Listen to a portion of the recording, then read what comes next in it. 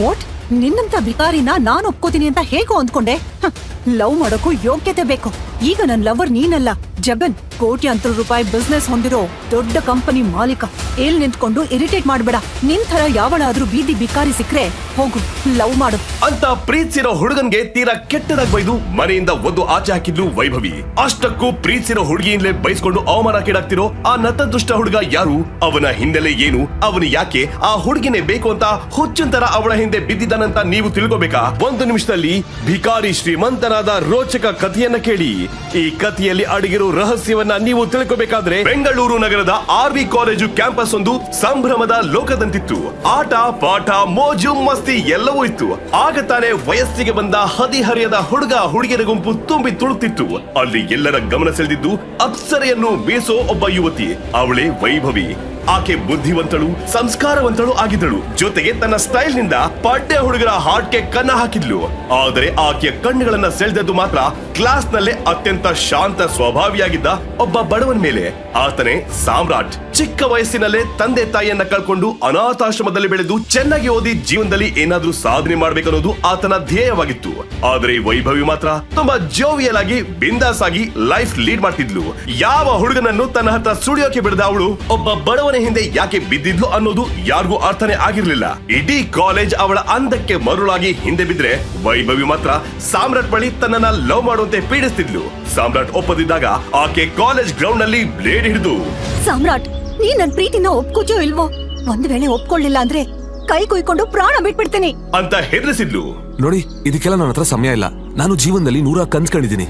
ದಯವಿಟ್ಟು ಬಿಟ್ಬಿಡಿ ಅಂತ ಎಷ್ಟೇ ಹೇಳಿದ್ರು ಕೋಪದಲ್ಲಿ ವೈಭವಿ ಬ್ಲೇಡ್ ಗಟ್ಟಿಯಾಗಿ ಹಿಡಿದು ತನ್ನ ಎಡಗೈ ನಾಡಿಗೆ ಬ್ಲೇಡ್ ಇಂದ ಕೂಯ್ಕೊಳ್ಳೋಕೆ ನೋಡ್ತಾಳೆ.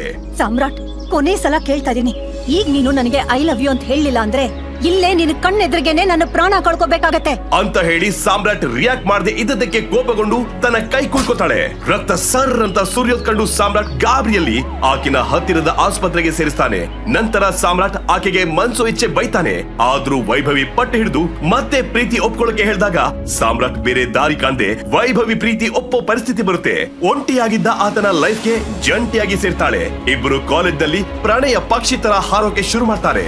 ಆದ್ರೆ ಇದರಿಂದ ಕೋಪಗೊಂಡ ವೈಭವಿ ಲವ್ ಮಾಡ್ತಿದ್ದ ಸೀನಾ ಅನ್ನೋ ಪೋರ್ಕೆ ಹುಡುಗನ್ಗೆ ಸಾಮ್ರಾಟ್ ಮೇಲೆ ಎಲ್ಲಿಲ್ಲದ ಕೋಪ ಬರುತ್ತೆ.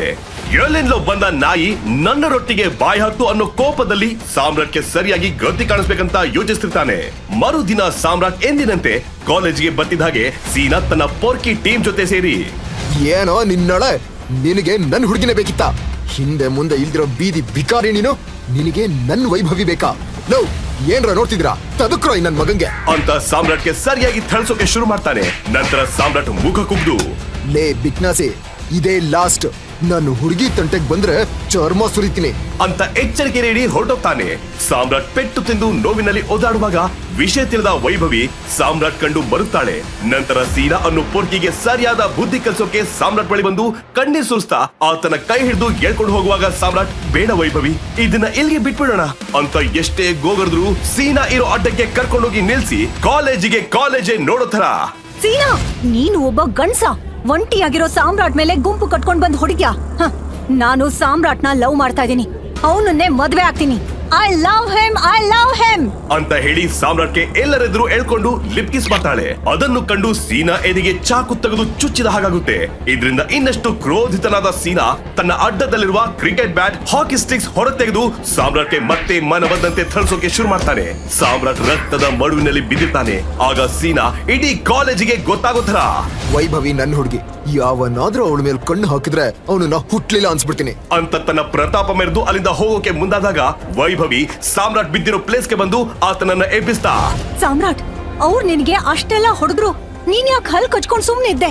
ಒಂದ್ಸಲ ಅವ್ರಿಗೆ ತಿರುಗಿಸ್ ಹೊಡೆದು ನೋಡು, ಆಗ ನಿನ್ನ ರೌಡಿಸಂ ಏನು ಅಂತ ಗೊತ್ತಾಗತ್ತೆ. ಹೋಗು ಹೊಡಿ ಅಂತ ಹೇಳ್ತಾಳೆ. ನಂತರ ಸಾಮ್ರಾಟ್ ಯೋಚನೆ ಮಾಡ್ತಿದ್ರೆ ಅವನಿಗೆ ಇನ್ನಷ್ಟು ಹುರಿದುಂಬಿಸೋಕೆ, ಸಾಮ್ರಾಟ್, ಏನ್ ನೋಡ್ತಾ ಇದ್ಯಾ? ಶಾಂತವಾಗಿದ್ರೆ ಈ ಸಮಾಜ ಬದುಕೋಕ್ ಬಿಡಲ್ಲ. ಎದ್ರೆ ಕಾಲ್ ಹಿಡಿತಾರೆ, ಬಗ್ಗದ್ರೆ ಜುಟ್ ಹಿಡಿತಾರೆ. ಯಾರ್ ಯಾವ್ದಕ್ಕೂ ಕೇರ್ ಮಾಡದೆ ನುಗ್ತಾನೋ ಅವನೇ ರೌಡಿ. ಇಷ್ಟೇ ಜಗತ್ತು. ಇದೇ ರೌಡಿಸಂ ಎಂದು ಪ್ರೇರೇಪಿಸ್ತಾಳೆ. ಆಗ ಕೋಪಗೊಂಡ ಸಾಮ್ರಾಟ್ ಜೋರಾಗಿ ಸೀನಾ ಅಂತ ಕೂಗ್ತಾ ಅವ್ರ ಮೇಲೆ ದಾಳಿ ಮಾಡ್ತಾನೆ. ಸಾಮ್ರಾಟ್ ಹೊಡೆಯೋ ಒಂದೊಂದು ಹೊಡೆತ ಹುಲಿ ಪಂಜದ ತರ ಖಡಕ್ ಆಗಿರುತ್ತೆ. ಆದ್ರೆ ಅಷ್ಟು ಜನ ಬ್ಯಾಟ್ ಸ್ಟಿಕ್ ಹಿಡಿದು ಮತ್ತೆ ಸಾಮ್ರಾಟ್ಗೆ ಹೊಡೆದಾಗ ವೈಭವಿ ಅಲ್ಲೇ ಬಿದ್ದಿದ್ದ ಸೈಕಲ್ ಚೈನ್ ತೆಗೆದು ಸಾಮ್ರಾಟ್ ಕೈಗೆ ನೀಡ್ತಾ ತಗೋ ಚೈನು, ಹೋಗು ಹೊಡಿ ಅವ್ರನ್ನ, ಬಿಡ್ಬೇಡ ಎಂದು ಹೇಳುತ್ತಿದ್ದಂತೆ ಸಾಮ್ರಾಟ್ ಹೀರೋ ತರ ಚೈನ್ ಹಿಡಿದು ಎದ್ದಿನ್ಕೋತಾನೆ. ಆಗ ಜೋರಾಗಿ ಮಳೆ ಬರೋಕೆ ಶುರುವಾಗುತ್ತೆ. ಸಾಮ್ರಾಟ್ ಸೀನಾ ಮತ್ತವರ ಟೀಮ್ನವರಿಗೆ ಮನ ಬಂದಂತೆ ಥಳಿಸೋಕೆ ಶುರು ಮಾಡ್ತಾನೆ. ಆಗ ಕೊಡೋ ಒಂದೊಂದು ಏಟು ಸೀನಾ ಮತ್ತವನ ಟೀಮ್ ಅನ್ನ ನಡುಗೋ ಹಾಗೆ ಮಾಡುತ್ತೆ. ಅಷ್ಟರಲ್ಲಿ ವಿಷಯ ತಿಳಿದು ಅಲ್ಲಿಗೆ ಬರೋ ಸೀನಾ ಅಣ್ಣ ಆಸಿಡ್ ಬಾಬು ಸಾಮ್ರಾಟ್ ಮೇಲೆ ಆಸಿಡ್ ಎಸೋಕೆ ಮುಂದಾಗ್ತಾನೆ. ಮತ್ತೆ ಅವನ ತಂಡದವರು ಮಾರಕಾಸ್ತ್ರಗಳನ್ನ ತಗೊಂಡು ಸಾಮ್ರಾಟ್ ನ ಹತ್ಯೆ ಮಾಡಕ್ ನೋಡ್ತಾರೆ. ಆಗ ವೈಭವಿ ಅಲ್ಲೇ ಬಿದ್ದಿದ್ದ ಲಾಂಗ್ ತೆಗೆದು ಜೋರಾಗಿ ಸಾಮ್ರಾಟ್ ತಗೋ ಈ ಲಾಂಗ್, ಕತ್ರ ಸಾಕು, ಯಾರನ್ನೂ ಬಿಡಬೇಡ ಅಂತ ಹೇಳ್ತಿದ್ದ ಹಾಗೆ ಆಸಿಡ್ ಬಾಬು ಕಡೆಯವರು ಸಾಮ್ರಾಟ್ ಮೇಲೆ ಮಾರಕಾಸ್ತ್ರಗಳಿಂದ ಹಲ್ಲೆ ಮಾಡೋಕೆ ಮುಂದಾಗ್ತಾರೆ. ಆಗ ಸಾಮ್ರಾಟ್ ತನ್ನ ಕೈಲಿದ್ದ ಲಾಂಗ್ ಹಿಡಿದು ಒಬ್ಬೊಬ್ಬರನ್ನು ಚೆಂಡಾಡಲು ಶುರು ಮಾಡ್ತಾನೆ. ಒಟ್ಟಲ್ಲಿ ಸಾಮ್ರಾಟ್ ಮನುಷ್ಯತ್ವವನ್ನು ಕಳ್ಕೊಂಡು ರಾಕ್ಷಸನಾಗ್ತಾನೆ. ಈ ವಿಷಯ ಪೊಲೀಸರಿಗೆ ಮಾಹಿತಿ ಸಿಕ್ಕಿ ಅಲ್ಲಿಗೆ ಬರುತ್ತಿದ್ದಂತೆ ವೈಭವಿ ಪೊಲೀಸರ ಬಳಿ ಹೋಗಿ ಇನ್ಸ್ಪೆಕ್ಟರ್, ಈ ಸಾಮ್ರಾಟೆ ಇಷ್ಟು ಜನರ ಮೇಲೆ ಹಲ್ಲೆ ಮಾಡಿದ್ದು, ಅರೆಸ್ಟ್ ಮಾಡಿ ಅಂತ ಪೊಲೀಸರಿಗೆ ಹಿಡ್ಕೊಡ್ತಾಳೆ. ಸಾಮ್ರಾಟ್ ಶಾಕ್ ನಲ್ಲಿ ಇಲ್ಲೇನಾಗ್ತಿದೆ ಅಂತ ತಿಳಿದೆ ವೈಭವಿ ಕಡೆ ನೋಡ್ತಿದ್ದ ಹಾಗೆ ಪೊಲೀಸರು ಸಾಮ್ರಾಟ್ ಅನ್ನ ಎಳ್ಕೊಂಡು ಹೋಗಿ ಜೀಪ್ ಹತ್ತಿಸ್ತಾರೆ. ಸಾಮ್ರಾಟ್ ತನ್ನ ಜೀವನದಲ್ಲಿ ಸುಮ್ಮನಿದ್ರು ಸಿಹಿ ಗಾಳಿಯಂತೆ ಬಂದು ಪ್ರೀತಿ ನಾಟಕ ಆಡಿ ಸುಂಟರ ಗಾಳಿ ಎಪ್ಸಿ ಅವನ ಜೀವನನ ಅಲ್ಲೋಲ ಕಲ್ಲೋಲ ಆಗೋ ತರ ಮಾಡ್ತಾಳೆ. ಸಾಮ್ರಾಟ್ ಜೈಲ್ ಸೇರ್ತಾನೆ. ಅಷ್ಟಕ್ಕೂ ವೈಭವಿ ಸಾಮ್ರಾಟ್ ಜೊತೆ ಪ್ರೀತಿ ನಾಟಕ ಆಡಿ ಆತನ ಜೀವನ ಹಾಳು ಮಾಡೋದರ ಹಿಂದಿರೋ ರಹಸ್ಯವಾದ್ರೂ ಏನು, ಸಾಮ್ರಾಟ್ ಈ ಸುಳಿಯಿಂದ ಹೇಗೆ ಹೊರಗೆ ಬರ್ತಾನೆ ತಿಳಿಯೋಕೆ ಮುಂದಿನ ಕಥೆ ಕೇಳಿ. ಅವನ ತಲೆಯಲ್ಲಿ ಕಾಡ್ತಿದ್ದ ಪ್ರಶ್ನೆಗೆ ಉತ್ತರ ತಿಳ್ಕೊಳ್ಳೋಕೆ ಸಾಮ್ರಾಟ್ ವೈಭವಿ ಮನೆ ಬಳಿ ಹೋದಾಗ ಆತನಿಗೆ ಅವಳು ಯಾಕೆ ಇವನನ್ನ ಪ್ರೀತಿಸಿದ್ಲು ಅನ್ನೋ ಶಾಕಿಂಗ್ ವಿಷಯ ಗೊತ್ತಾಗುತ್ತೆ.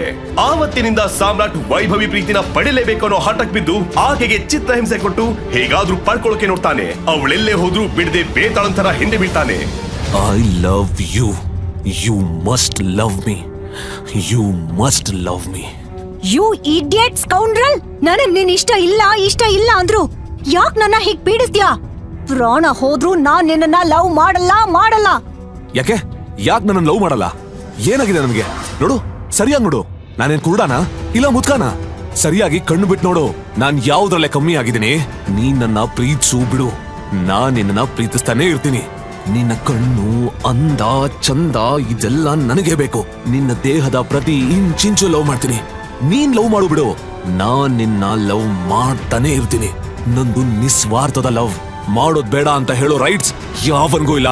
ನೀನ್ ಕುತ್ತಿಗೆಗೆ ತಾಳಿ ಅಂತ ಕಟ್ಟಿದ್ರೆ ಅದು ನಾನೇ. ಹಾಗಾದ್ರೆ ನೀನ್ ನನ್ ಹೆಣಕ್ಕೆ ತಾಳಿ ಕಟ್ಟಬೇಕು. ಅದೇ ಸತ್ಯ ಆದ್ರೆ ನಿನ್ನ ಹೆಣದ ಜೊತೆಗೆ ಸಂಸಾರ ಮಾಡ್ತೀನಿ. ಆತ ಪೀಡ್ಸೋಕೆ ಶುರು ಮಾಡ್ತಾನೆ. ಇದರಿಂದ ಬೇಸತ್ತ ವೈಭವಿ ಆತನನ್ನ ಒಂದು ಪ್ರೈವೇಟ್ ಪ್ಲೇಸ್ಗೆ ಕರ್ಕೊಂಡೋಗಿ ಮತ್ತೆ ಪ್ರೀತಿ ನಾಟಕ ಆಡಿ ಸಮಯಕ್ಕೆ ಕಾದು ಸಾಮ್ರಾಟ್ ವೈಭವಿ ತೋಳಲ್ಲಿ ಬಂಧಿಯಾಗಿದ್ದಾಗ ಬಚ್ಚಿಟ್ಟುಕೊಂಡಿದ್ದ ತನ್ನ ಚಾಕು ತೆಗೆದು ಸಾಮ್ರಾಟ್ಗೆ ಇರಿದು ಹತ್ಯೆ ಮಾಡಿ ಅಲ್ಲಿಂದ ಓಡೋಗ್ತಾಳೆ. ಇತ್ತ ಸಾವು ನೋವಿನ ನಡುವೆ ಹೋರಾಡ್ತಿದ್ದ ಸಾಮ್ರಾಟ್ ಆಸ್ಪತ್ರೆ ಸೇರಿ ಚಿಕಿತ್ಸೆ ಪಡೆಯುತ್ತಾನೆ. ಪ್ರಜ್ಞೆ ಬರುತ್ತಿದ್ದಂತೆ ಪ್ರೀತಿ ಹೆಸರು ಹೇಳಿ ತನಗೆ ಮೋಸ ಮಾಡಿದ ವೈಭವಿನ ಸುಮ್ನೆ ಬಿಡಬಾರ್ದಂತ ಯೋಚನೆ ಮಾಡಿ ಆಕೆಯ ಮನೆಗೆ ಹೋಗ್ತಾನೆ. ಆದರೆ ವೈಭವಿ ಮನೆ ಖಾಲಿ ಮಾಡ್ಕೊಂಡು ಊರೇ ಬಿಟ್ಟು ಎಲ್ಲೋ ಹೊರಟೋಗಿರ್ತಾಳೆ. ನಂತರ ಈ ಪ್ರೀತಿ ಪ್ರೇಮ ಯಾವುದು ಬೇಡ ಅಂತ ನಿರ್ಧಾರ ಮಾಡಿ ಬೆಂಗಳೂರಿನಿಂದ ಮಂಗಳೂರಿಗೆ ಪ್ರಯಾಣ ಬೆಳೆಸಿ ತನ್ನ ಹಳೆಯ ಜೀವನಕ್ಕೆ ಗುಡ್ ಬೈ ಹೇಳಿ ಮಂಗಳೂರಿನಲ್ಲಿ ಯಾರಿಗೂ ಗೊತ್ತಿಲ್ಲದ ಹಾಗೆ ನಿಗೂಢ ಜೀವನ ನಡೆಸ್ತಿದ್ದ. ಬದುಕೋದಕ್ಕೆ ಡೆಲಿವರಿ ಬಾಯ್ ಆಗಿ ಕೆಲಸ ಮಾಡ್ತಾ ಇದ್ದ. ಆದ್ರೆ ವೈಭವಿ ಪ್ರೀತಿಯನ್ನ ಕಳೆದುಕೊಂಡ ಸಾಮ್ರಾಟ್ ಮದ್ಯಪಾನಕ್ಕೆ ದಾಸನಾದ. ಹೀಗೊಂದು ದಿನ ಆಕೆಯ ಹುಟ್ಟಿದ ದಿನ ತೀರಾ ನೆನಪಾಗಿ ಆಕೆಯನ್ನ ಮರೆಯಲಾಗದೆ ಮದ್ಯಪಾನ ಮಾಡಿ ಮತ್ತು ಹೆಚ್ಚಾಗಿ ರಸ್ತೆಯಲ್ಲಿ ಬಿದ್ದಿರುವಾಗ ಶ್ರೀಮಂತ ಬಿಸಿನೆಸ್ ಟೈಕೂನ್ ಆಗಿರೋ ಸೂರಜ್ ಗೊತ್ತು ಗುರಿ ಇಲ್ದಿರೋ ಅವನನ್ನ ಕರ್ಕೊಂಡೋಗಿ ತನ್ನ ತಂಗಿ ಸಾನಿಯಾ ಪಾರ್ಟಿ ಮಾಡಿ ಸ್ಟೇ ಆಗಿದ್ದ ಹೋಟೆಲ್ ರೂಮ್ಗೆ ತಂದ್ಬಿಡ್ತಾನೆ. ಇದು ಸೂರಜ್ನ ಕುತಂತ್ರವಾಗಿತ್ತು. ಏಕೆಂದರೆ ಸಾನಿಯಾ ಕುಟುಂಬದ ವ್ಯವಹಾರಗಳಲ್ಲಿ ಸೂರಜ್ಗಿಂತ ಹೆಚ್ಚು ಸಮರ್ಥಳಾಗಿದ್ಲು. ಆದ್ದರಿಂದ ಪಿತೂರಿ ಮಾಡಿ ತನ್ನ ತಾತ ಶ್ರೀಕಂಠ ದತ್ತರನ್ನ ಹೋಟೆಲ್ಗೆ ಕರೆತಂದಿದ್ದ. ಸಾನಿಯಾ ಮತ್ತು ಸಾಮ್ರಾಟ್ ಅವರನ್ನ ಅರೆಬೆತ್ತಲಾಗಿ ಜೊತೆಯಲ್ಲಿ ಕಂಡ ಶ್ರೀಕಂಠ ದತ್ತ ಸಾಮ್ರಾಟಿಗೆ ತನ್ನ ಬಾಡಿ ಗಾರ್ಡ್ಸ್ಗೆ ಹೇಳಿ ಚೆನ್ನಾಗಿ ತಳಿಸಿದ್ದ. ನಂತರ ತಮ್ಮ ಕುಟುಂಬದ ರೀತಿ ರಿಜಾಯಿತಿ ಪ್ರಕಾರ ವಂಶದ ಮರ್ಯಾದೆ ಕಾಪಾಡಿಕೊಳ್ಳಲು ಸಾಮ್ರಾಟ್ನ ತಮ್ಮ ಕುಟುಂಬದ ಸದಸ್ಯನಾಗಿ ಸ್ವೀಕರಿಸಿ ಸಾನಿಯಾ ಜೊತೆ ಮದುವೆ ಮಾಡಿಸಿದ್ರು. ಕುಡಿದ ಅಮಲು ಇನ್ನು ಎಳೆಯದೇ ಇದ್ದ ಸಾಮ್ರಾಟ್ಗೆ ಏನಾಗ್ತಿದೆ ಅನ್ನೋದೇ ಅರ್ಥ ಆಗ್ಲಿಲ್ಲ. ಇತ್ತ ಒಂದು ರಾತ್ರಿಯಲ್ಲಿ ಕೋಟ್ಯಾಧಿಪತಿಯಾಗಿದ್ದ ಸಾನಿಯಾ ಏನು ಇಲ್ದಿರೋ ತಿರುಬೋಕಿ ಸಾಮ್ರಾಟ್ನ ಮದುವೆ ಆದ್ರೆ ಭಿಕಾರಿಯಾಗಿದ್ದ ಸಾಮ್ರಾಟ್ ಒಂದೇ ರಾತ್ರಿಯಲ್ಲಿ ದೊಡ್ಡ ಮನೆತನಕ್ಕೆ ಅಳಿಯನಾಗಿ ಕೋಟ್ಯಾಧೀಶ್ವರನಾದ. ಆದ್ರೆ ಆತ ಅನ್ಕೊಂಡ ಹಾಗೆ ತನ್ನ ಜೀವನ ಇರ್ಲಿಲ್ಲ. ಸಾಮ್ರಾಟ್ನನ್ನ ಕೂಲಿ ಆಳ್ಗಿಂತ ತೀರಾ ನೀಚವಾಗಿ ಸಾನ್ಯಾ ಮನೆಯಲ್ಲಿ ನೋಡೋಕೆ ಶುರು ಮಾಡಿದ್ರು. ಅದರಲ್ಲೂ ಶರ್ಮಿಳಾಗಂತೂ ಸಾಮ್ರಾಟ್ ನೆರಳು ಕಂಡ್ರು ಉರ್ದ್ ಬೀಳೋಳು. ಅವತ್ತೊಂದಿನ ಸಾನ್ಯಾ ಜೊತೆ ಒಂದು ಫ್ಯಾಮಿಲಿ ಫಂಕ್ಷನ್ಗೆ ಇಷ್ಟವಿಲ್ದಿದ್ರು ಹೋಗೋ ಪರಿಸ್ಥಿತಿ ಬಂತು. ಹೈ ಕ್ಲಾಸ್ ಜನರೇ ಸೇರಿದ್ದ ಪಾರ್ಟಿಗೆ ಸಾನ್ಯಾಳ ಜೊತೆ ಪಾರ್ಟಿಗೆ ಹೋದ ಸಾಮ್ರಾಟ್. ಆದ್ರೆ ಆತ ಇಮ್ಯಾಜಿನ್ ಕೂಡ ಮಾಡದೇ ಇರೋ ತರ ಒಂದು ಘಟನೆ ನಡೀತು. ಪ್ರೀತಿ ನೆಪ ಹೇಳಿ ಸಾಮ್ರಾಟ್ಗೆ ಮೋಸ ಮಾಡಿದ್ದ ವೈಭವಿ ಇದೇ ಪಾರ್ಟಿ ಬಂದಿದ್ಲು. ಅಲ್ಲೇ ಇದ್ದ ಸಾಮ್ರಾಟ್ನ ಬಗ್ಗೆ ತನ್ನ ಹೊಸ ಬಾಯ್ ಫ್ರೆಂಡ್ ಹತ್ರ ಏನೇನೋ ಹೇಳಿ ಕಾಮಿಡಿ ಮಾಡಿ ಅವಮಾನದ ಮಾತುಗಳನ್ನ ಆಡ್ತಿರ್ತಾಳೆ. ಇತ್ತ ಸಾನ್ಯಾ ಅಣ್ಣ ಸಾಮ್ರಾಟ್ನ ವೇಷಭೂಷಣ ಕಂಡು ಅಸಹ್ಯ ಪಡ್ಕೊಂಡು ಸಾನ್ಯಾ ಹತ್ತಿರ ಬಂದು ಸೂರಜ್ ಬೇಕಂತ್ಲೆ ಸಾಮ್ರಾಟ್ ಅಂತ ಬಿಕಾರಿಗೆ ಸಾನ್ಯಾ ಸರಿಯಾದ ಜೋಡಿ ಅಂತ ಸಾನ್ಯಾ ಕ್ಯಾರೆಕ್ಟರ್ ಬಗ್ಗೆ ತೀರಾ ನೀಚವಾಗಿ ಮಾತಾಡೋಕೆ ಶುರು ಮಾಡ್ದ. ಇದರಿಂದ ಕೋಪಗೊಂಡ ಸಾಮ್ರಾಟ್ ಇನ್ನೇನ್ ಸೂರಜ್ ಮೇಲೆ ಕೈ ಮಾಡೋಕೆ ಮುಂದೆ ಬರ್ತಾನೆ. ಇದರಿಂದ ಇರಿಟೇಟ್ ಆದ ಸೂರಜ್ ಇನ್ನೇನ್ ಆತನಿಗೆ ಹೊಡಿಬೇಕು. ಅಷ್ಟರಲ್ಲಿ ಪಾರ್ಟಿಯ ಆಯೋಜಕ ಅಕ್ರಮ್ ಅಲ್ಲಿಗೆ ಬರ್ತಾನೆ. ಅಕ್ರಮ್ ದೊಡ್ಡ ಬಿಸಿನೆಸ್ ಮ್ಯಾನ್. ಸಾನ್ಯಾ ಫ್ಯಾಮಿಲಿ ಅವನಿಗೆ ತುಂಬಾ ರೆಸ್ಪೆಕ್ಟ್ ಕೊಡ್ತಿರುತ್ತೆ. ಅಷ್ಟೇ ಅಲ್ಲ, ಇಡೀ ಇಂಡಿಯಾದಲ್ಲಿರೋ ಎಲ್ಲ ಗಣ್ಯ ವ್ಯಕ್ತಿಗಳು ಅಕ್ರಮ್ನ ನೋಡಿದ್ರೆ ನಡುತ್ತಿರ್ತಾರೆ. ಸಾಮ್ರಾಟ್ ಅಂತ ಲೋ ಕ್ಲಾಸ್ ವ್ಯಕ್ತಿ ಪಾರ್ಟಿಗೆ ಬಂದಿರೋದು ಸಹಿಸದೆ ಸೂರಜ್ ಅಕ್ರಮ್ನ ಬಾಡಿಗಾರ್ಡ್ಸ್ಗೆ ಹೇಳಿ ಸಾಮ್ರಾಟ್ ನನ್ನ ಹೊರ ಹಾಕಿಸಲು ನೋಡ್ತಾನೆ. ಬಾಡಿಗಾರ್ಡ್ಸ್ ಗಳು ಸಾಮ್ರಾಟ್ ಅನ್ನ ಎಳ್ಕೊಂಡು ಹೋಗ್ತಿರುವಾಗ ಆ ಸಣ್ಣ ಕ್ಲಾಶ್ ನಲ್ಲಿ ಅಚಾನಕ್ಕಾಗಿ ಅಕ್ರಮ್ ಸಾಮ್ರಾಟ್ನ ಬೆರಳಿನಲ್ಲಿದ್ದ ಉಂಗುರವನ್ನ ಗಮನಿಸಿ ಶಾಕ್ ಆಗಿ ಸಾಮ್ರಾಟ್ ಕಡೆ ಬರೋದಕ್ಕೆ ಶುರು ಮಾಡ್ತಾನೆ. ಆಗ ಅಲ್ಲಿದ್ದವರೆಲ್ಲ ಇವತ್ತು ಸಾಮ್ರಾಟ್ ಕತೆ ಮುಗೀತು ಅಂತ ಅಂದ್ಕೊಳ್ಳುವಾಗ್ಲೇ ಅಕ್ರಮ್ ಭಯಭೀತನಾಗಿ ಸಾಮ್ರಾಟ್ ಮುಂದೆ ಮಂಡಿಯೂರಿ ಕೂತು ಟೈಗರ್ ಸರ್, ನೀವಿಲ್ಲಿ ಎಂದು ಗದ್ಗತಿದ ಧ್ವನಿಯಲ್ಲಿ ಕೂಗ್ತಾನೆ. ಅಕ್ರಮ್ನ ಬಿಹೇವಿಯರ್ ನೋಡಿ ಅಲ್ಲಿದ್ದವರೆಲ್ಲ ಶಾಕ್ ಆಗ್ತಾರೆ. ಆಗ ಅಲ್ಲೇ ಇದ್ದ ವೈಭವಿ, ಇಂಪಾಸಿಬಲ್, ಏನ್ ನಡೀತಾ ಇದೆ ಇಲ್ಲಿ? ಅಕ್ರಮ್ ನಂತ ದೊಡ್ಡ ದೊಡ್ಡ ಬಿಸ್ನೆಸ್ ಮ್ಯಾನ್ ಯಾಕೆ ಈ ಬಿಕಾರಿ ಮುಂದೆ ಮಂಡಿಯವ್ರು ಕೂತಿದ್ದಾರೆ ಅಂತ ಶಾಕ್ ಆಗ್ತಾಳೆ. ಅದೇ ಸಮಯಕ್ಕೆ ಅಕ್ರಮ್ ಸಾಮ್ರಾಟ್ ಬಗ್ಗೆ ಏನ್ ಹೇಳಿದ್ದೋ ಅದನ್ನ ಕೇಳಿ ಇತ್ತ ಸಾನ್ಯಾ ಮತ್ತೆ ಸೂರಜ್ ಇಬ್ರಿಗೂ ಕರೆಂಟ್ ಶಾಕ್ ಹೊಡೆದಂತೆ ಆಗುತ್ತದೆ. ಅಷ್ಟಕ್ಕೂ ಇಂಡಿಯಾದ ಫೇಮಸ್ ಬಿಸ್ನೆಸ್ ಮ್ಯಾನ್ ಆಗಿದ್ದ ಅಕ್ರಮ್ ಸಾಮ್ರಾಟ್ ಅಂತ ಭಿಕಾರಿನ ನೋಡಿ ಮಂಡಿಯೂರಿ ಕೂತಿದ್ಯಾಕೆ? ಟೈಗರ್ ಎಂಬ ಹೆಸರಿಗೂ ಸಾಮ್ರಾಟ್ಗೂ ಇರೋ ಸಂಬಂಧವಾದ್ರೂ ಏನು? ಅಕ್ರಮ್ ಸರ್ ಅಂತ ಕರೆಯುವಷ್ಟು ದೊಡ್ಡ ವ್ಯಕ್ತಿ ಸಾಮ್ರಾಟ್ ಆಗಿದ್ರೆ ಸಾಮ್ರಾಟ್ ಯಾಕೆ ಒಳ್ಳೆ ಭಿಕಾರಿ ತರ ಜೀವನ ಮಾಡ್ತಿದ್ದಾನೆ? ಸಾಮ್ರಾಟ್ ನ ಪಾಸ್ಟ್ ಗೊತ್ತಾದ್ರೆ ಸಾನ್ಯಾ ಏನ್ ಮಾಡ್ತಾಳೆ? ಅಷ್ಟಕ್ಕೂ ಆ ಸಾಮ್ರಾಟ್ ಹಾಕಿರೋ ಉಂಗುರದಲ್ಲಿರೋ ರಹಸ್ಯ ಏನು? ವೈಭವಿ ಯಾವ ರಹಸ್ಯ ಕಾರಣಕ್ಕೆ ಸಾಮ್ರಾಟ್ ನ ಬಳಿ ಪ್ರೀತಿ ನಾಟ್ಕಾಡ್ತಾಳೆ? ಅವಳ ಉದ್ದೇಶ ಏನು? ಸಾಮ್ರಾಟ್ ಮೋಸ ಮಾಡಿದ್ದ ವೈಭವಿ ವಿರುದ್ಧ ಸೇಡು ತೀರ್ಸ್ಕೊತಾನ? ಸಾಮ್ರಾಟ್ ಮುಂದೆ ಜೀವನದಲ್ಲಿ ಎದುರಿಸೋ ಸವಾಲುಗಳೇನು? ಕಥೆಯಲ್ಲಿ ನಡೆಯೋ ಮುಂದಿನ ರೋಮಾಂಚಕ ಟ್ವಿಸ್ಟ್ ಗಳನ್ನ ತಿಳಿಯೋಕೆ ಈಗ ನೀವು ಪಾಕೆಟ್ ಎಫ್ಎಂ ನಲ್ಲಿರೋ ಎಲ್ಲಾ ಶೋಗಳನ್ನ ಈಸಿಯಾಗಿ ಕೇಳಬಹುದು. ಈಗಲೇ ಡೌನ್ಲೋಡ್ ಮಾಡಿ ಪಾಕೆಟ್ ಎಫ್ಎಂ ಮತ್ತು ಕೇಳಿ super hit show tiger returns.